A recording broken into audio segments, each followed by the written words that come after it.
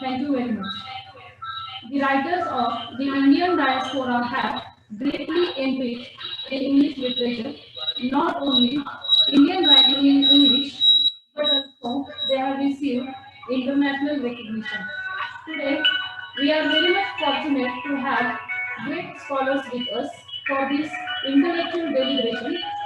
I would like to request दोनों पापा Honorable Manju Jaidka, Senior Professor, Shulini University, Himachal Pradesh, and former Professor and Chairperson, Department of English, Punjab University, Chandigarh, Punjab. Honorable Manju Jaidka, ma'am. Thank you very much. I would like to thank the principal. I would like to thank the organizer, Professor Suresh, and Madam Sunita, who has been in touch with me. And before I go further, I would like to know, is my speech clear? Is my speech clear? Am I audible? And am I audible clearly? Yes, madam. Yes. All right. Now, may I request you to please switch off your audios because there is too much of echo coming in. There is too much of echo. So I request everyone to please switch off their audios. Thank you very much. Okay, so once again, thank you very much for having me on this platform. And it was a pleasant surprise. I was really surprised. I'm still getting an echo from somewhere. I'm getting an echo from somewhere. Professor Suresh, please mute yourself. There are too many voices coming in. Professor Suresh, please mute. Yes, thank you. Okay, so let me get back. I was pleasantly surprised to hear from Madam Sunita, who invited me. I do not know her personally. I've heard her name a couple of times. She has come for our conference, I think about 10 years ago, but it came as a pleasant surprise. So an invitation from Satara in any case was a surprise because I do not know anybody from there. I was also surprised to be asked to speak on diasporic writing because, well, diasporic writing is something that was popular about 20, 25 years ago. And so it took me by surprise because that was the, around 2000, a little before and a little after, everyone was talking about diaspora. And I actually worked on a postdoctoral Rockefeller project on diaspora. But since then, diaspora has been on the back burner. And then I thought to myself, why am I surprised? I tried to reason it out. Why is it that we have not been talking about diaspora all these years? And then certain thoughts came to my mind, which I'm going to share with you in a short while. Now, I would also like to say that I was happy to hear what the principal sir said about his institution. I'm sure it must be a very nice place, but I would like you all to come and visit our campus sometimes. I am in Shulini University in Solan, which is in Himachal Pradesh, and it is just out of this world. It is a very beautiful campus and we are doing great work. So whenever you have the time and whenever the world opens up again, it would be very nice if you could come this way and have a look at our campus. I'm grateful to Shulini and I'm grateful to you all for putting us together. Maybe at some time we'll have further collaboration. I would like to share my screen, please. So if I have the permission, the host, may I request the host to please give me permission to share my screen? I would like to share my screen.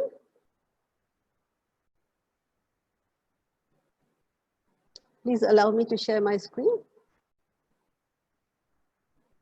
The host has disabled participant screen sharing, but it is a request. I would like to show my screen. Yes, ma'am. You can. Okay. So can you see this? Yeah. We can see it. You can see this. And there are some people in the waiting room who want to come in. I'm just admitting all. Wait on. And yeah. All right. So let me Let me go on to the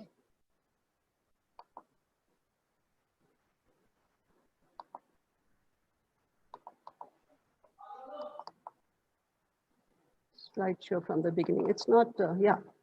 Okay. So we are talking about diasporic writing from India before Yeah. COVID Yeah. and after. And in case there's any glitch, just tell me and I'll look at my screen again. I'll look at my PPT again.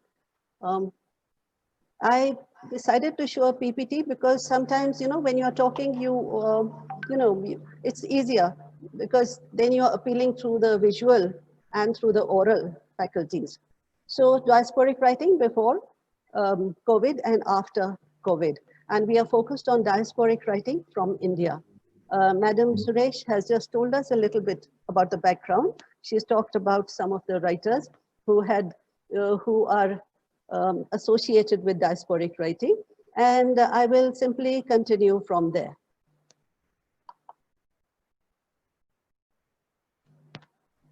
All right. Now, my presentation today is divided into, say, 4 or 5 sections. I will briefly talk about the meaning of diaspora and why do we study diaspora. I'm going to talk about the diasporic sensibility, writers of the diasporic temper.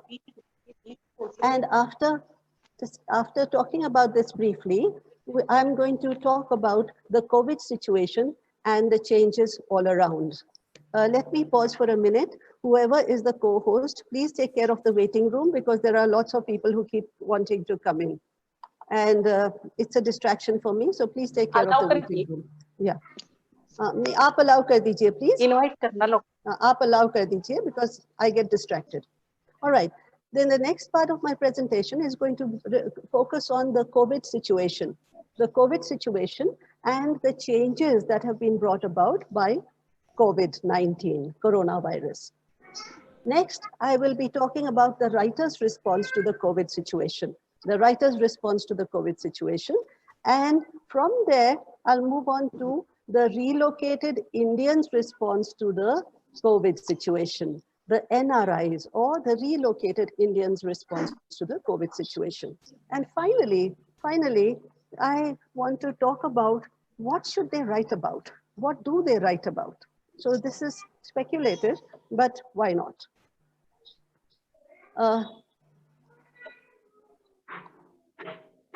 Right. Now, the buzzwords that are usually associated with diaspora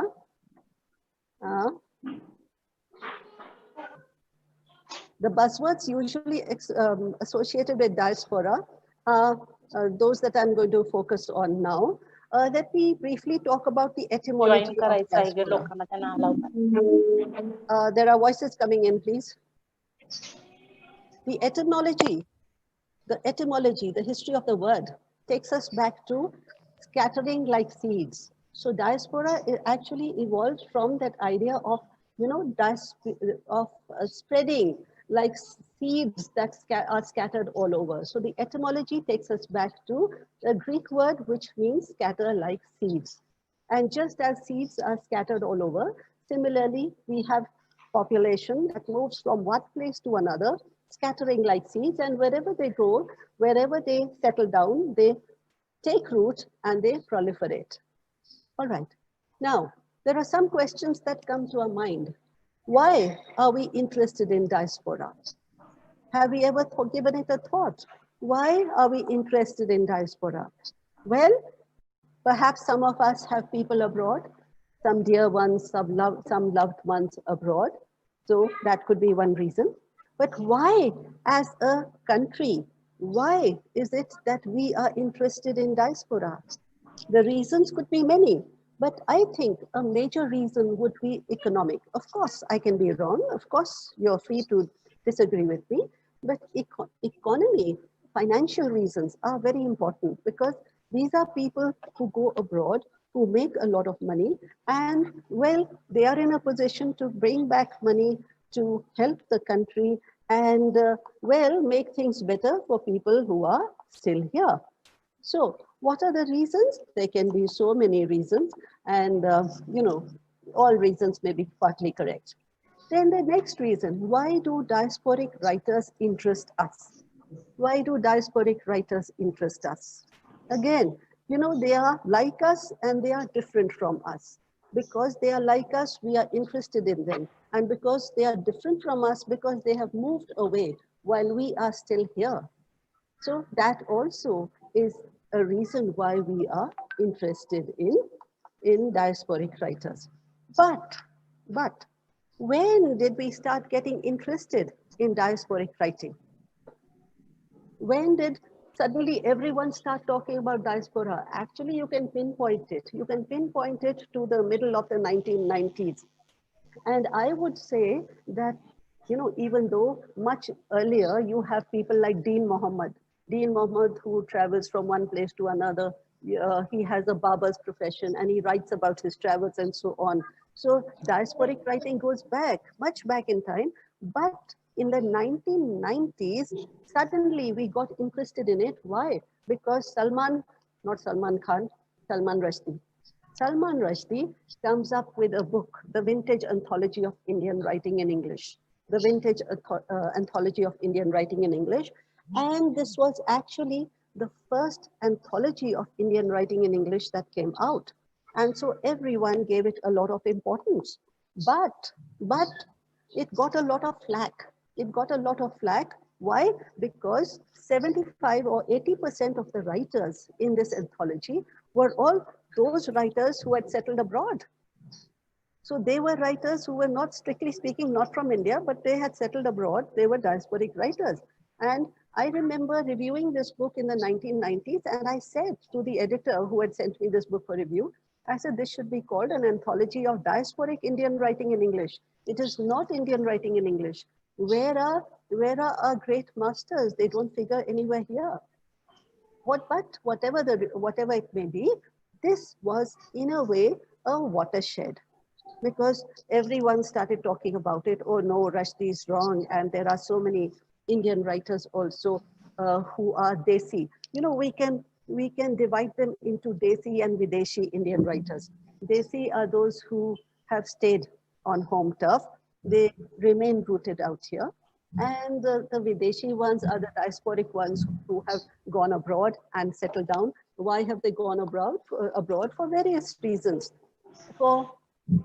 I know people, when they talk about diaspora, they talk about indentured labor and so on and so forth. But these writers, they did not go because of indentured labor. They went for a better lifestyle.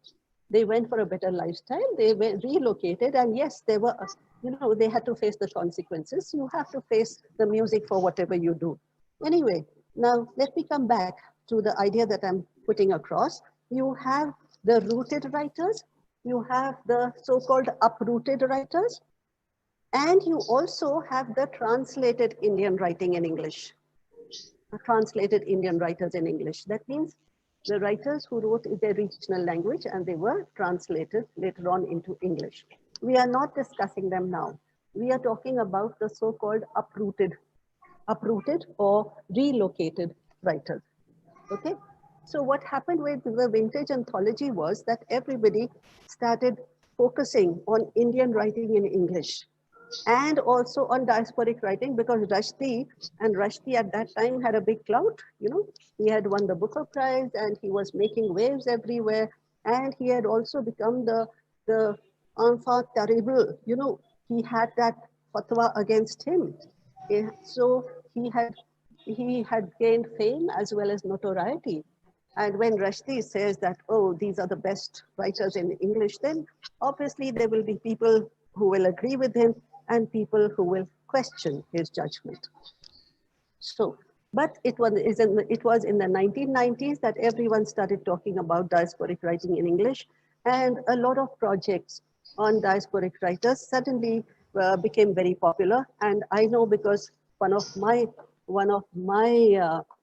projects was also approved by a very prestigious global agency, and I too worked on, you know, some of these writers. Now, the next question that we need to look at is, why do writers like Amitav Ghosh, Jhumpa Lahiri, and Anita Desai, Vikram Seth, and so on overshadow Desi homegrown writers? So we have our Desi homegrown writers on the one hand, who may be very good, but they do not get that kind of exposure. They do not get that kind of platform which these diasporic writers get. Why? Well, so many reasons. Those who went abroad, they had a platform. They, those days we did not have such good communication. We did not have internet. We hardly had, we had computers, but well, not as effective as they are now. So whoever went abroad to the Western world, to countries that were more advanced, well, those people were at an advantage, and these people were at an advantage, and well, they became representatives of the Indian sensibility, of the Indian way of life. How authentic were they? That's for you to decide. How authentic were they? We talk about Bharati Mukherjee because Bharati Mukherjee was actually the first person to go abroad and start writing. And when she wrote her Tiger's Daughter and when she wrote the other works, well, she really made a mark.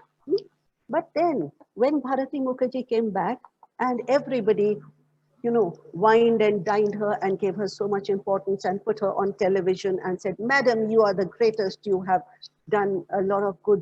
You have brought a lot of good publicity to India, and so on. We are very happy. I remember seeing one interview in which there was a very earnest gentleman who said, ma'am, we are so happy that an Indian has done so well in America.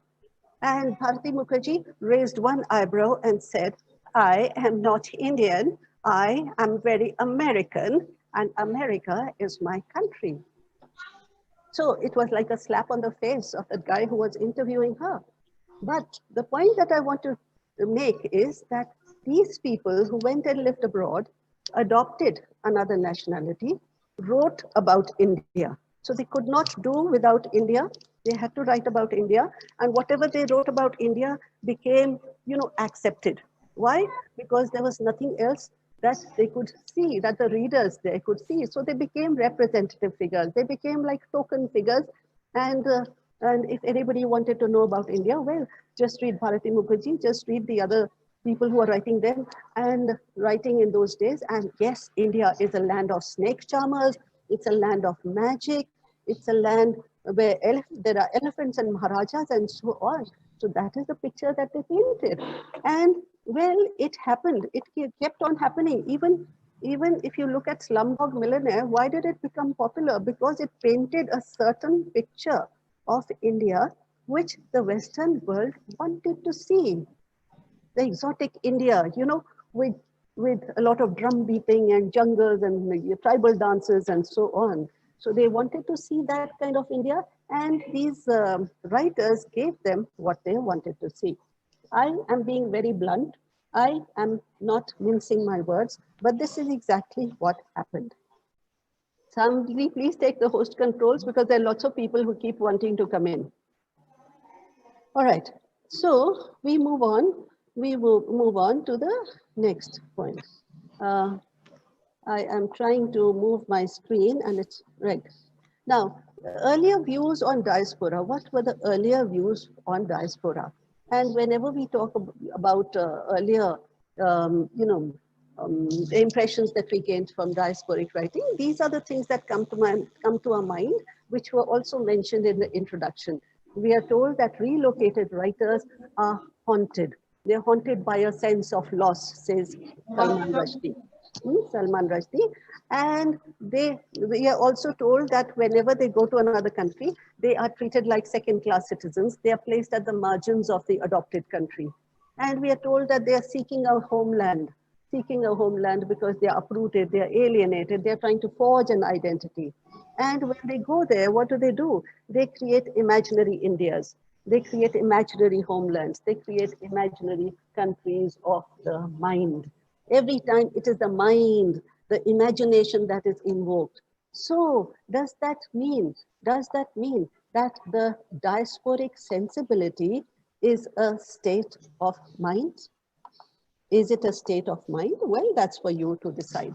But I want to mention very clearly that diaspora takes place all over the world. all over the world. It's not just Indians who go and settle abroad, but everywhere people are moving from one place to another. And especially now when it is easier to move, when communications are better. Somebody has raised a hand, but I'm sorry, I'm not taking questions right now. I'll take them later. So diaspora takes place all over the world.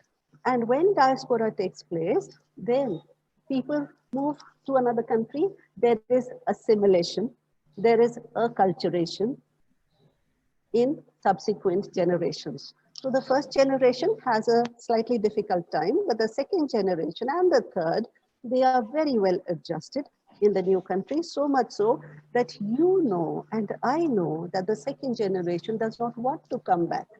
Yes, the first generation may have some nostalgia for, the school in which they studied, the parents left behind and so on. But the second and the third generation do not have that kind of nostalgia or attachment. All right, I move on. And I don't know why I'm having a problem moving from one slide to another. Okay. Now, the earlier concerns with diasporic writing, which have been mentioned earlier, I will just run through them quickly. They are identity, seeking an identity. Am I an Indian? Am I an American or British or whatever? Seeking an identity. What am I? Then memory that is haunting you. Nostalgia, the in-betweenness. Where are you? Are you there or are you here or are you somewhere in between? And then we come across words like hyphenated realities, hybridity, belongingness. Where do you belong? What is your homeland? And where are you placed? Are you at the margin or are you at the center? In your own country, you may have been at the margin, but when you go to another country, when you go to another locale, you are at in your country, you might be at the center, but in another place, you might be at the margin and you have to make your place towards the center. And I am very fond of referring to the Trishanku metaphor. Now, if you are familiar with the Ramayana, and you know that in the Balkand of the Ramayana, there is a certain character who wants to go to heaven in his worldly form. He wants to go to heaven in his worldly form. And he invokes the gods to let him go there.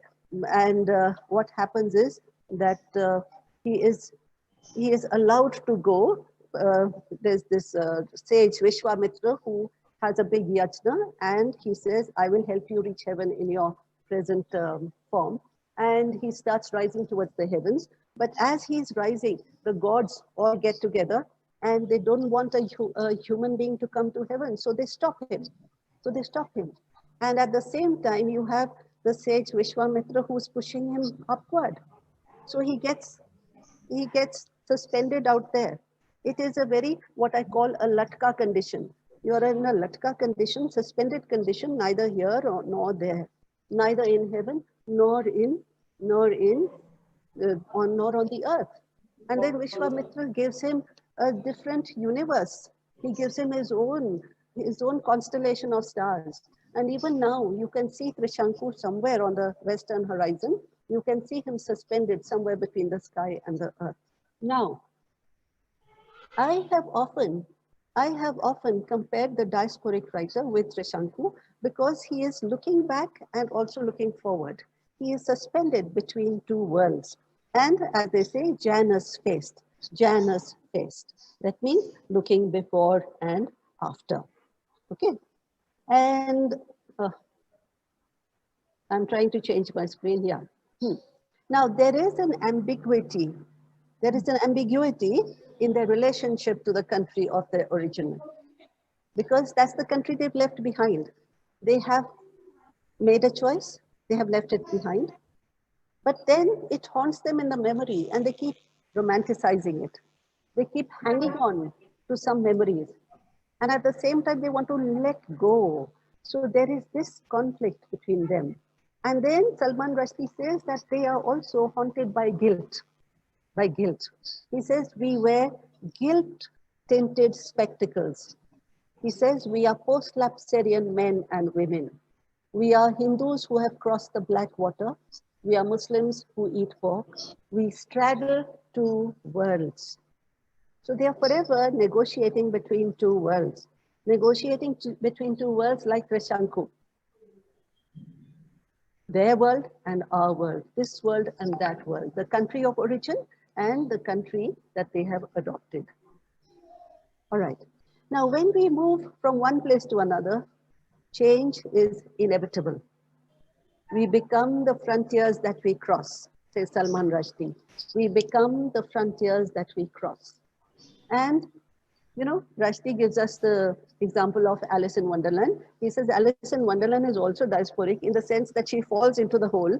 And when she falls into the hole, she comes across different people, people that she did not know of earlier, people that she was not familiar with. She comes across the white rabbit, and she comes across the red queen and the white queen and so many other creatures, and Humpty Dumpty and so on. Now, in that space, in that strange space, she has to find her space. She has to make her own rules, and she has to change. She has to change. This is what happens with the diasporic writer. The diasporic writer has to come to terms with, the screen is playing tricks with me. The screen is playing tricks with me. All right. So she has to come to terms with the new place that she has arrived at. And so the diasporic writer also has to come to terms with the new circumstances.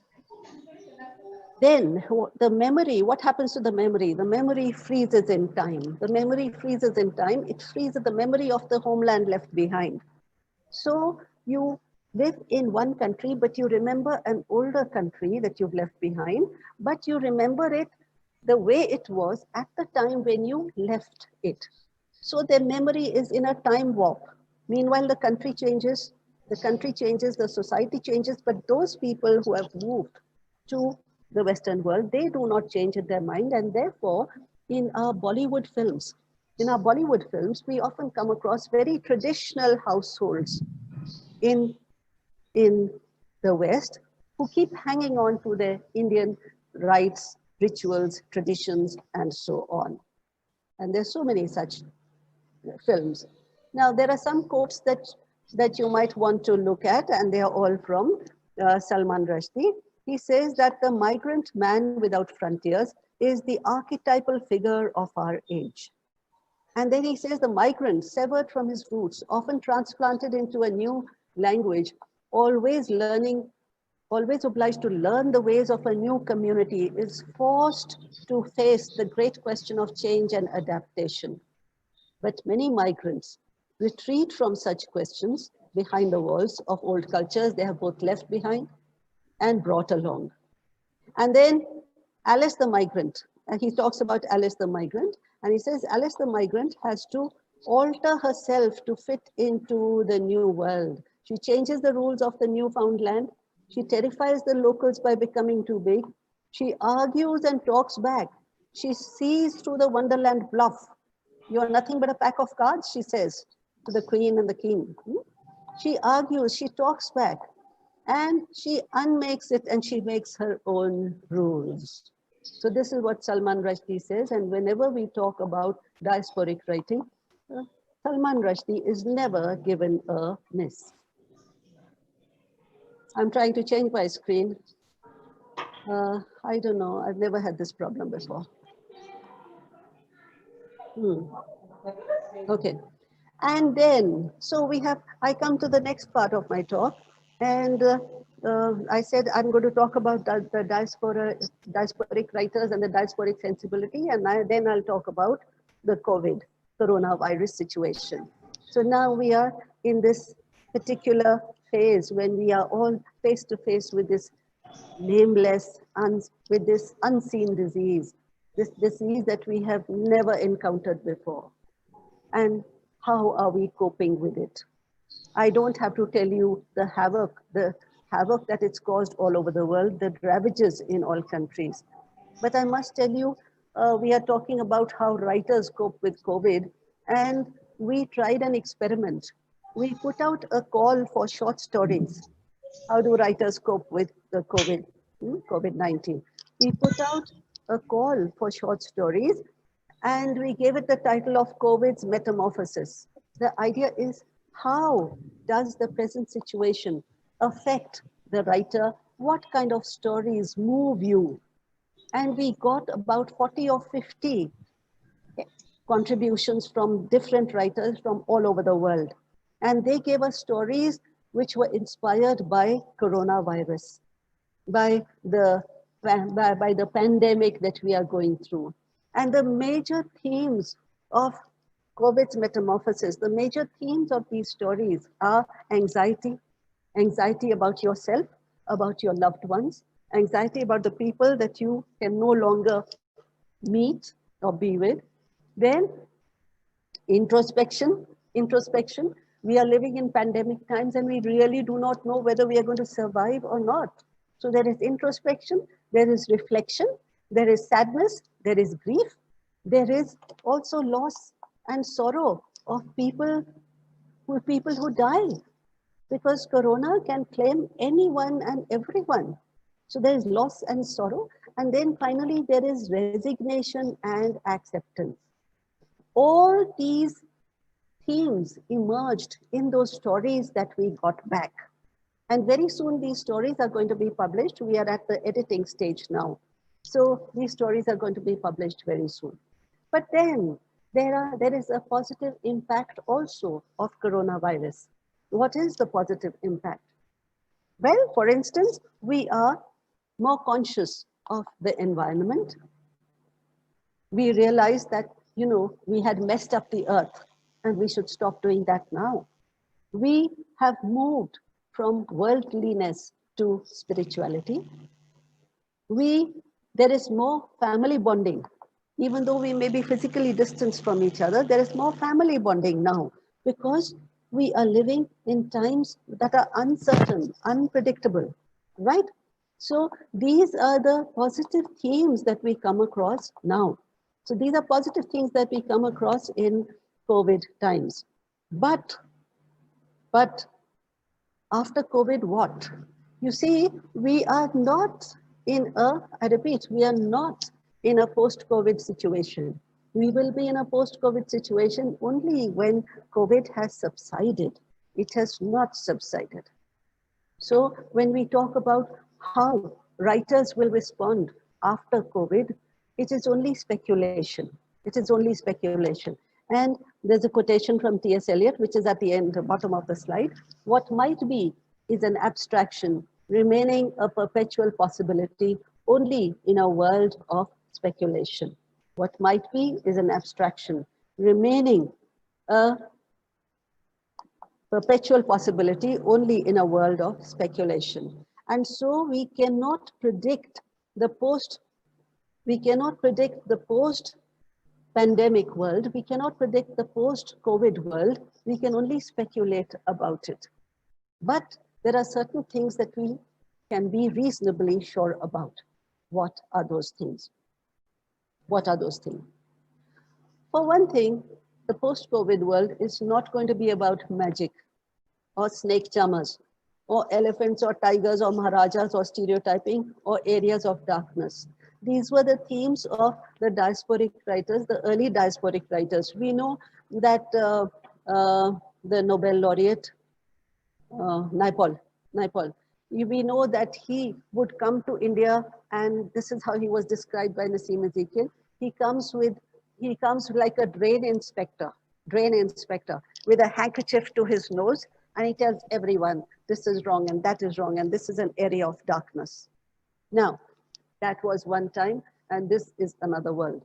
At the same time, there were all these writers talking about snake charmers, elephants, tigers, maharajas, stereotyping. Well, you can fool the Western world for some time, but you cannot go fooling it forever. Yes, there will be these elements in fantasy literature, in literature that is escapistic theme, but as a rule, writers would turn to something else, or at least I hope they would turn to something else. Now, there is a disadvantage that the diasporic writer has now. And what is the disadvantage? For instance, a diasporic writer That means a writer who goes from India to the Western world or to another part of the world, say after COVID, post-COVID, he will no longer be the spokesperson. He will no longer be the representative figure. Earlier, the diasporic writer was the spokesperson of the entire Indian civilization, Indian history, society, everything. Whatever he said was taken for granted. Yes, yes, here's an Indian talking about India, so India must be like that. It's not like that now. It's not like that now. Why? Because, well, there's greater connectivity. People know what is happening in different parts of the world. So you cannot really fool everyone. And so if the diasporic writer has to pull a fast one on his readers, he will not really be reliable. And the former advantages no longer exist. The former advantages do not exist. That is the Western hype. You go to the West and in your own country, well, you are so-so, you're a good writer, but that type. But you go to the West and, I'm sorry, right. So you go to the West and suddenly, you are taken as an Indian writer who is, well, representative of the third world. See how, you look down upon your nose at third world countries. So it's not going to be like that anymore. Now we are more of a flat world, more of a flat world. And if you have read Thomas Friedman, he says that in his book, The World is Flat. What does he say? That we are flat because there is greater connectivity, because everything can be downloaded and uploaded. And you just, of course, it is a point of view that you can debate on, but we are not getting into that now. What I want to focus on is the greater connectivity that we have now. So because of greater connectivity, because of a better technology, there is no real advantage of location for the diasporic writer. Earlier there was, but now there isn't. Now you can be sitting in some Mofussil town. Now you can be sitting in some remote, small town in Himachal. That's what I'm doing now. But you can be in touch with the whole world. So there is no real advantage of location for a diasporic writer. And then access to publishing is also easier. Access to publishing is also easier. Publishing is also one big business. And it is also a very commercial activity. Now it doesn't really matter too much. Why? Because if you want, you can publish your stories on blogs, on Kindles, online, and whatever. There's nothing stopping you. You just need to have the desire to do that. I'm going into the next slide. Now, a question that comes before us is coronavirus a great leveler? Is it a great leveler? You see, if it's a level playing field, does that mean that the coronavirus is a great leveler? Well, yes and no. Again, we can debate about it. And well, as I said, there are other issues that concern all of us now. Environment, family ties, other worldliness, not just the material glory that we have, the position, the race in the corporate world and so on. That's not all that matters. We become more spiritual. We become otherworldly. We rise above these mundane things when we see life's unpredictability face to face. We introspect, and then we believe that there should be something like a peaceful coexistence between all sections of society, the COVID warriors, the helpers that we have, and all the people who make the world, who populate the world, who make it what it is. So in the mind of a person who is aware, all these issues will come up, all these issues will surface, and they will be reflected in the writing. But mind you, what about the women's experiences in COVID times? There is no denying there has been a greater burden on them. A greater burden on them. We hear of domestic abuse, we hear of violence, we hear of financial problems and so on. We hear of drunk husbands, out of work husbands beating up their wives. And there's no denying that women do have a greater burden, which is likely to be reflected in stories. Now, we also have to keep in mind that the target audience is no longer the same. The target audience is no longer the same.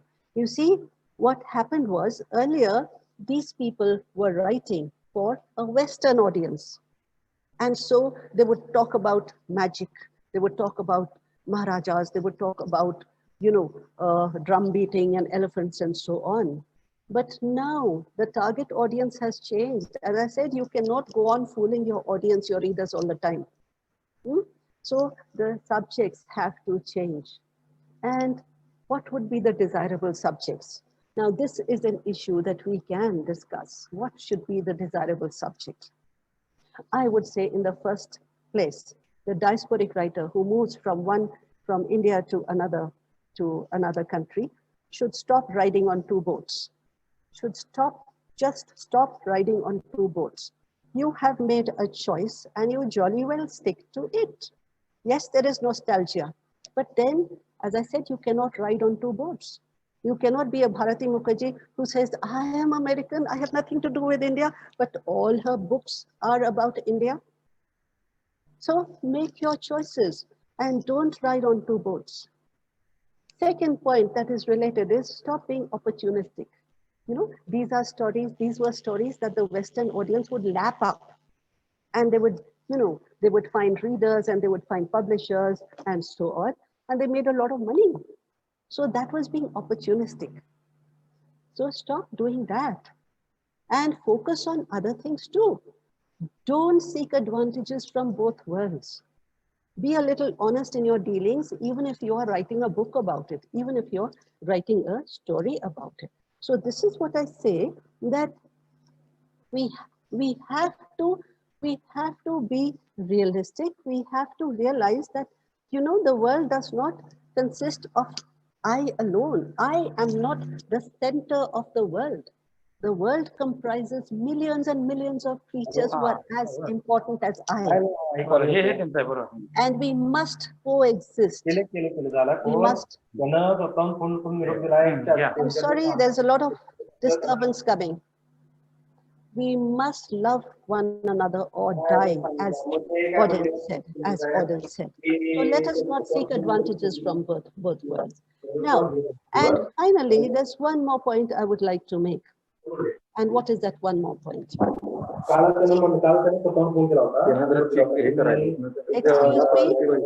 Excuse me, please mute yourselves. I cannot hear myself.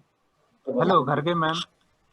Garge ma'am, कोणाचा तरी audio चालू आहे. Please ask him or her to mute.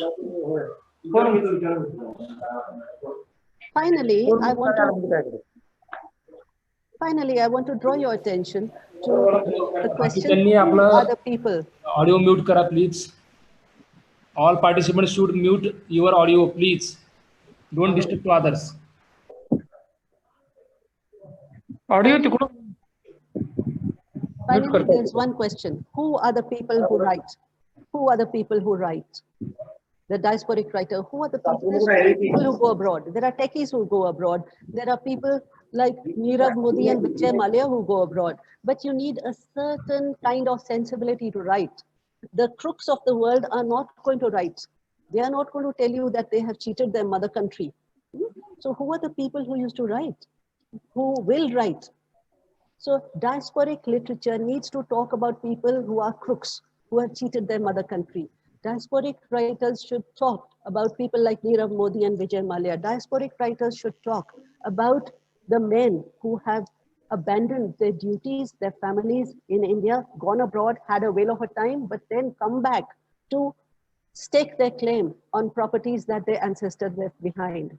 I mean, you make a choice, but you want to have the best of both worlds. Why don't diasporic writers talk about such things? About people, diasporic people who have been greedy, who have been opportunistic, who have betrayed their country. Right, so these are things that the diasporic writer must talk about. I'm trying to change my screen. I don't know why it's not changing.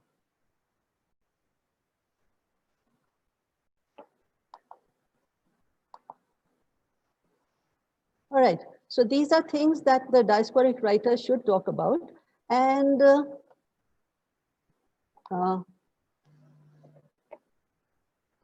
I think I have overshot myself, but I'm just going to conclude. I'm going to conclude by saying that we are living in the best of times and the worst of times, in the best of times and the worst of times. And in such times, the best in a human being comes out, or the worst comes out. And in all of us, let us allow the best to come out. In diasporic writing that is post-COVID, let us allow the best to come out and not the worst. Let us hope for the best. And then let us keep in mind the idea of Vasudhaiva Kutumbakam, that we are all one big family, and let us treat everyone as one big family. Related to that is the concept of Ubuntu, which I always talk about. Ubuntu, the South African idea of the world being my home. So let us emerge from our cocoons and embrace humanity. Let the movement be from the self to the outside world. And let us realize that we are not the center of the world, that there are as many centers as there are people. So with that, I would like to wind up. I'm sorry if I've taken too long. I didn't think I would take so long, but I have taken so long. And I would like to apologize to the organizers. But then, when you're driven by an idea, it has to spill out somehow. So thank you very much. With that, I clam up.